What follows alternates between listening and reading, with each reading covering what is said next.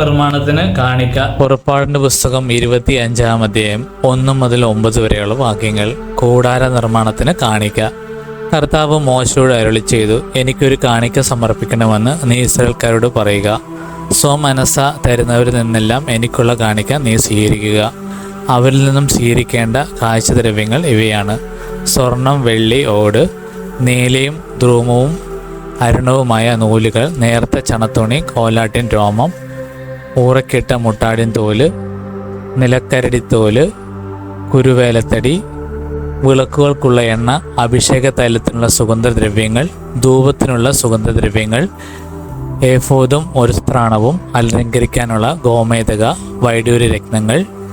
ഞാൻ അവരുടെ ഇടയിൽ വസിക്കാൻ അവർ എനിക്ക് ഒരു വിശുദ്ധ കൂടാരം സജ്ജമാക്കണം. ഞാൻ കാണിച്ചു തരുന്ന മാതൃക അനുസരിച്ചായിരിക്കണം കൂടാരവും അതിലെ ഉപകരണങ്ങളും നിർമ്മിക്കുന്നത്.